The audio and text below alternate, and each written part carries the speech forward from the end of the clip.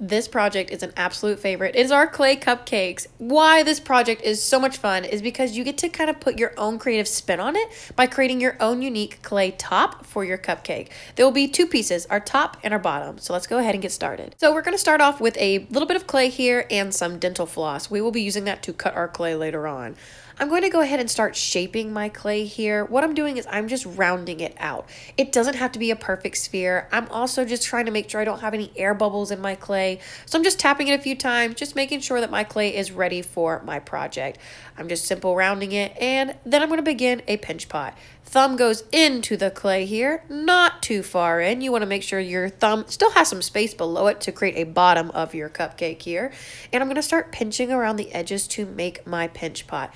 Do not pinch too aggressive here. You do not want thin walls. You want to make sure that your pinch pot is still pretty thick because you got to use this in our mold. So once I feel like I have it set, I'm going to take my silicone mold here, drop my pinch pot in, and I'm going to go ahead and begin to pinch around inside that mold to create those ridges on the bottom of my cupcake.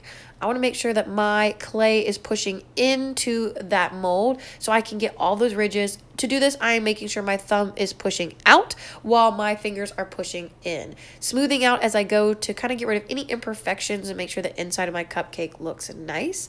And if it starts to round out a little bit at the bottom, not the end of the world here. You can tap it on the table, it'll flatten it back out. This is a silicone mold, so it is stretchy. So you want to be mindful that as you're making your pinch pot, you're just not stretching it too wide inside of your mold there.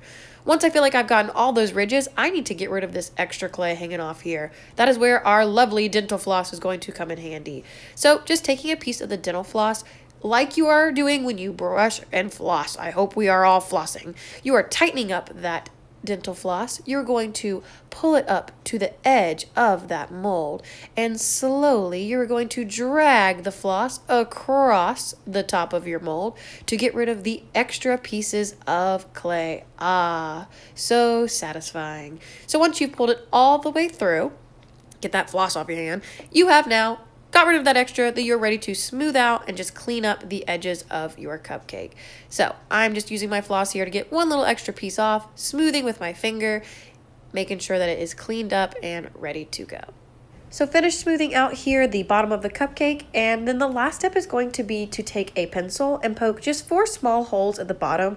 This just gives my clay a little bit of extra breathing room when it goes into the kiln. After that, clean up your station and you'll be ready to move on to the top of the cupcake next. So here is the bottom of my cupcake once I have taken it out of the silicone mold. I did carve my name into the bottom just so I know which one was mine. And I'm going to be showing you 2 basic top styles, starting with this one first. I feel like this is the easier of the 2 tops because it involves a pinch pot, which you just did when you created the bottom of your cupcake. So following the same steps from before, we're going to tap on our clay, getting the air bubbles out, round it into a sphere shape, and begin our pinch pot with our thumb going in. Make sure as you are pinching around for your pinch pot, you are not making those walls too thin. That is going to be the biggest challenge for you when you create this dome-like shape, and keeping that bottom close by to measure as you go to make sure that your top matches to the bottom of the cupcake. If it's too small, no worries, you can simply just stretch it out to be a little bit larger. If it's too big, you're going to need to consider taking out some clay. I always say work slowly as you get up to this point because it's much easier to keep stretching your clay than it is to start taking it away. So I'm going to now take my clay shape, clean it up by just smoothing out any of our imperfections here, and I will be ready to then move on to the details. So this is the frosting of my cupcake. It doesn't have to be perfectly smooth because it's kind of like I just randomly frosted it here. So I'm not really worried about all the little details.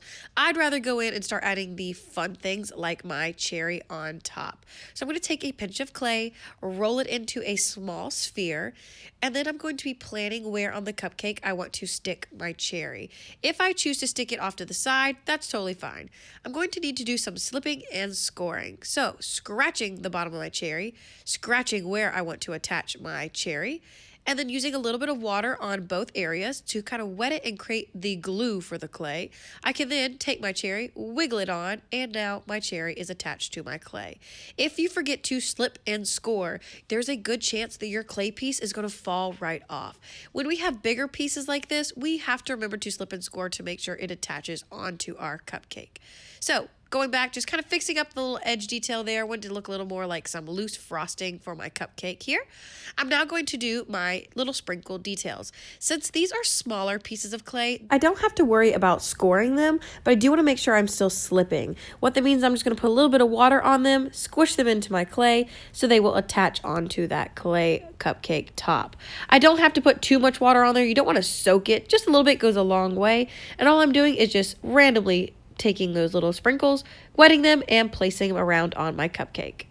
So here is my finished cupcake top. Before I call it completely done, I am going to take my skewer here, my dowel, and poke a little bit of a hole through the top and into the cherry, and some small holes at the bottom here, again, just to give it a little room to breathe in the kiln. And it is now complete. The second type of top involves the coiling method. So I'm going to begin my first coil by rolling it out on the table. Some people like to call these the clay snakes. I want to roll my first coil to make sure it matches up to the same size ring I have at the top of the bottom of my cupcake. So I'm just going to pinch off any extra here, and using the clay together, I'm just going to smooth it out to make one clean ring. And if you need to get a little water on your hand during this time, that is totally fine. It just helps to kind of smooth it a little quicker. So I have my first ring, and I'm just making sure that it has no extra hanging off points and it matches up. So the next step is going to be to create another ring. This ring is going to be slightly smaller than the first ring that you made. Biggest thing to watch for when you roll out these snakes or these coils is to make sure that they are not too skinny and they're not too thick. So I'm going to pinch off the extra again. And our goal when we start stacking together these rings is you want them to start coming a little bit inward. Like here you can see it kind of makes a step-like look where one goes up just a little bit higher. So to do this, I'm just going to place that ring on the inner side so I can see that outside lip there from the first ring. I'm going to go ahead and squish these two together. Don't push too hard, you will squish it flat. And you don't really have to worry about slipping and scoring these coils together if your clay is really wet like mine. It's got enough moisture in it, it's fresh from the bag. If your clay is a little more dry, it probably wouldn't hurt to do a little slipping and scoring.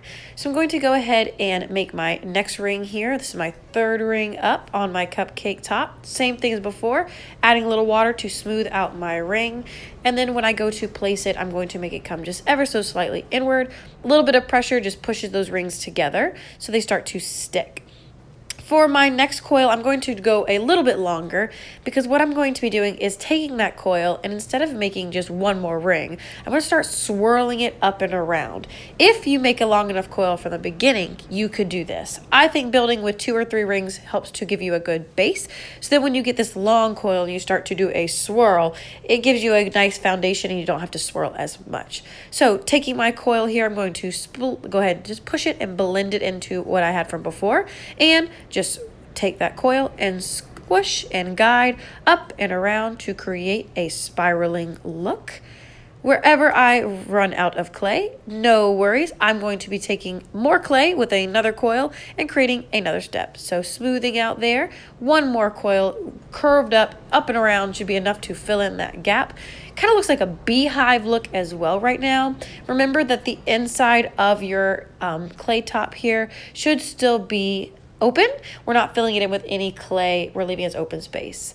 Adding in our extra coil here, smoothing it to blend. Going to get rid of any of those little pieces hanging off. Swirling up and around will be the secret here. Remember, stepping in like a step. Don't start stacking them one on top of each other because you're going to make like a just coil pot. You're trying to make a spiral, almost like some people say, like the poop emoji. So swirling it all the way up, pinching off any extra.